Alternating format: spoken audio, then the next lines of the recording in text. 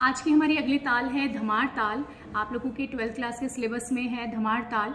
धमार ताल जो है वो उसकी एक विशेषता यह है कि वो धमार गायन शैली के साथ ही बजाई जाती है। ठीक है, तो धमार ताल में 14 मात्राएं होती हैं, 14 बीट्स होती हैं और इसमें 4 विभाग होते हैं। इसकी जो पहला विभाग है उसमें 5 मात्राएं होती हैं, दूसरे विभाग में 2 मात्राएं, तीसरे विभाग में 3 मात्राएं और चौथे विभाग में 4 मात्राएं होती हैं। तो अगर इन शॉर्ट हम इसे देखेंगे, क्वेश्चन आपसे पूछा जाता है तो 5, 2, 3, 4 इस तरह से मात्राएं जो हैं वो किस ताल में लगाई जाती हैं, तो आपका आंसर होगा धमार ताल में। ठीक है, ये क्वेश्चन बहुत ज़्यादा पूछा जाता है बोर्ड में। इस तरीके से आपको पैटर्न दिया जाएगा कि ताल के बारे में कि विभाग किस तरीके से तालें लगाई जाती हैं।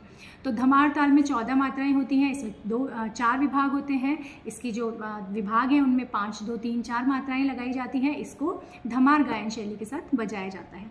तो ये तो था इसका परिचय। चलिए अब हम करते हैं धमार ताल का ठेका। हाथ में लयकारी लगाएंगे सबसे पहले ठेका की।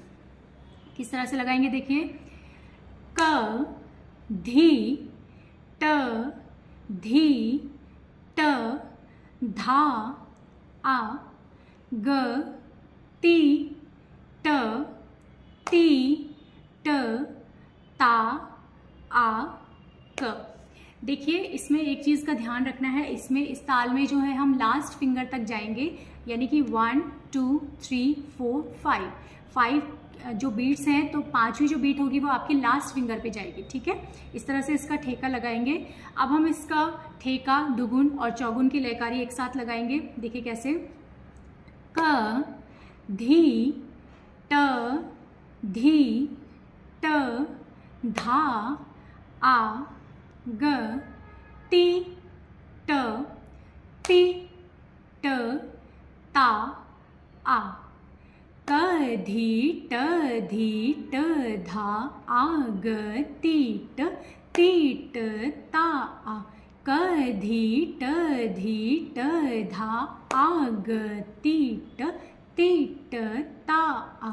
क धी ट धा आ ग ती ट ता आ। क धी ट धा आ ग ती ट ता आ। क धी ट धा आ ग ती ट ता आ। क धी ट धा आ ग ती ट ता आ क। इस तरह से ये हुई धमार ताल। धमार ताल क्योंकि क से स्टार्ट हो रही है, यानी कि इसका जो सम है, पहली मात्रा है वो क है, तो लास्ट में खत्म भी हम क पे करेंगे, सम पे वापस आएंगे। तो इस तरह से ये थी धमार ताल। Thank you.